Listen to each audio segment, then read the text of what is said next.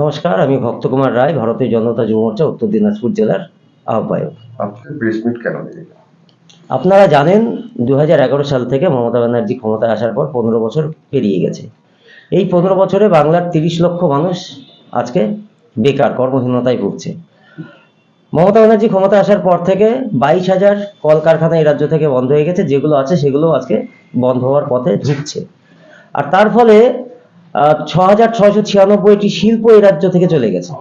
তার ফলে আজকে বাংলার বেকার যুব সমাজ, তারা কেউ টোটো চালাতে বাধ্য হচ্ছে, কেউ ঘুগনি মুড়ি এগুলো মুখ্যমন্ত্রীর কথা অনুযায়ী সেই কাজ করতে বাধ্য হচ্ছে। একজন রাজ্যের মুখ্যমন্ত্রী, তার কাজ ছিল এই রাজ্যের মানুষকে কর্মসংস্থান দেওয়ার, চাকরি দেওয়ার, কাজ দেওয়ার। সেই কাজে তিনি সম্পূর্ণভাবে ব্যর্থ। সেই কারণে ভারতীয় জনতা যুব মোর্চা পশ্চিমবঙ্গ প্রদেশের ডাকে গত 22 তারিখ থেকে শুরু হয়েছে এই কার্যক্রম, বাংলা চাকরি চাই, বিজেপি তাই। আর এই কর্মসূচিকে সামনে রেখে পশ্চিমবঙ্গের বিভিন্ন জেলার সাথে সাথে আমাদের উত্তর দিনাজপুর জেলায় সবগুলো বিধানসভায়, যে 8টি বিধানসভা আছে আমাদের সাংগঠনিক জেলায়, সেই 8টি বিধানসভাতেই আমরা টেন্ট করব।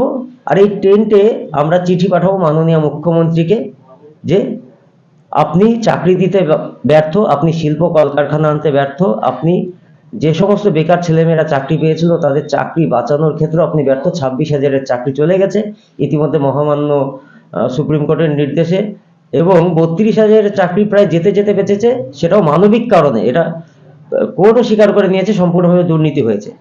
এই দুর্নীতিগ্রস্ত চাকরি খেকো মমতা ব্যানার্জির সরকারকে আমরা বরখাস্তের দাবি জানাচ্ছি। বাংলার যুব সমাজের কাছে আমরা যাচ্ছি, 18 থেকে 40 বছর বয়সী যুব সমাজের কাছে।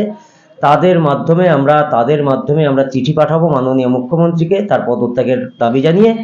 আমরা চাই মমতা ব্যানার্জি অবিলম্বে পশ্চিমবঙ্গে থেকে তার পদত্যাগ করুন, বরখাস্ত করা হোক মমতা ব্যানার্জিকে, এবং ভারতীয় জনতা পার্টির সরকার আসার পরে প্রতি বছর পিএসসি, প্রতি বছর প্রাইমারি টেট এবং বিভিন্ন যে সরকারি চাকরির পরীক্ষা আছে সেগুলো হবে।